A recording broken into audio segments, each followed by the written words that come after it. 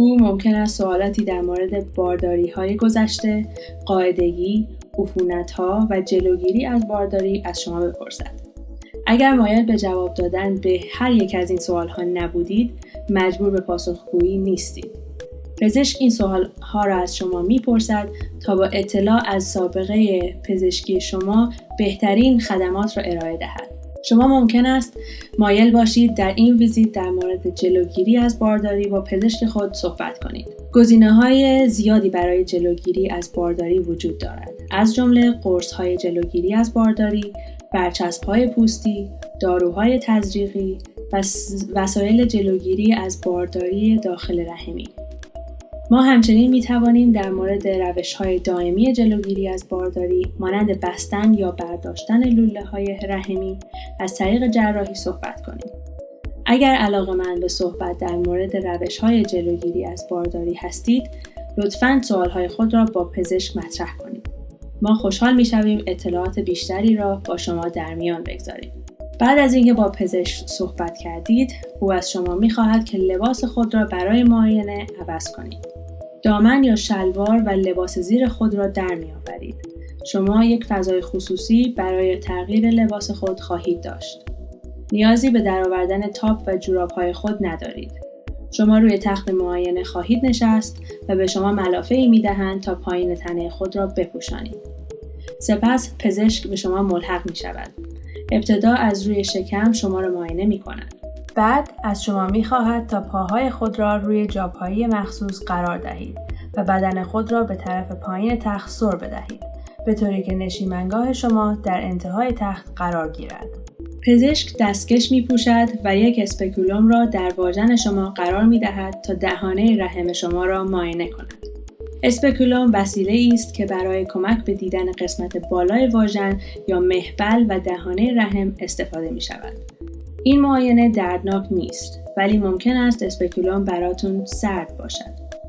اگر در هر مرحله راحت بودید، لطفاً به پزشک خود اطلاع دهید تا او معاینه را متوقف کند. تستی که آنها انجام می‌دهند پپ اسمیر نام دارد که یک آزمایش غربالگری برای سرطان دهانه رحم و سلول‌های پیش سرطانی است.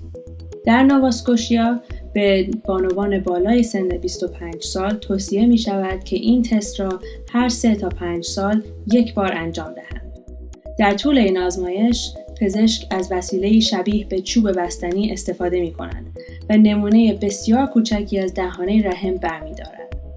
او این نمونه را برای پزشک دیگری ارسال می کند تا این سلول‌ها زیر میکروسکوپ بررسی شوند. اگر سلول‌های غیر طبیعی پیدا کنند، پزشک خانواده شما 4 تا 6 هفته بعد با شما تماس می‌گیرد. پزشک شما مقدمات آزمایشات مورد نیاز بعدی را فراهم می‌کند و به شما خواهد گفت که چه زمانی به آزمایش غربالگری بعدی خود نیاز دارید. بیشتر خانم‌ها این تست را دردناک توصیف نمی‌کنند و انجام آن کمتر از 2 دقیقه طول می‌کشد. برخی از زنان نگرانند که در صورت قاعدگی نمی‌توانند از این طریق معاینه شوند. بسته به میزان خونریزی، ممکن است انجام این تست همچنان امکان پذیر باشد. اگر این مسئله باعث نگرانی شما می‌شود، لطفاً در ابتدای قرار ملاقات به پزشک خود اطلاع دهید. اگر ترجیح می‌دهید تست را موکول به زمانی کنید که قاعده نمی‌باشید، لطفاً این موضوع را با پزشکتان در میان بگذارید. پس از پایان تست پپ اسمیر، دکتر یک معاینه داخلی انجام می‌دهد.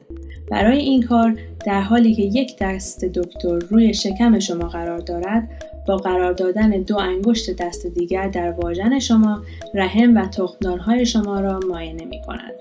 پس از پایان معاینه، از شما دعوت می‌کند که بنشینید و به شما فرصت می‌دهد که لباس‌های خود را بپوشید. اگر شما آیودی را به عنوان وسیله جلوگیری از بارداری انتخاب کرده باشید، احتمالاً آن را همراه خود به کلینیک آورده اید. در این صورت، قبل از ملاقات با دکتر، تست بارداری از طریق ادرار برای شما انجام می شود تا مطمئن شویم که باردار نیستید.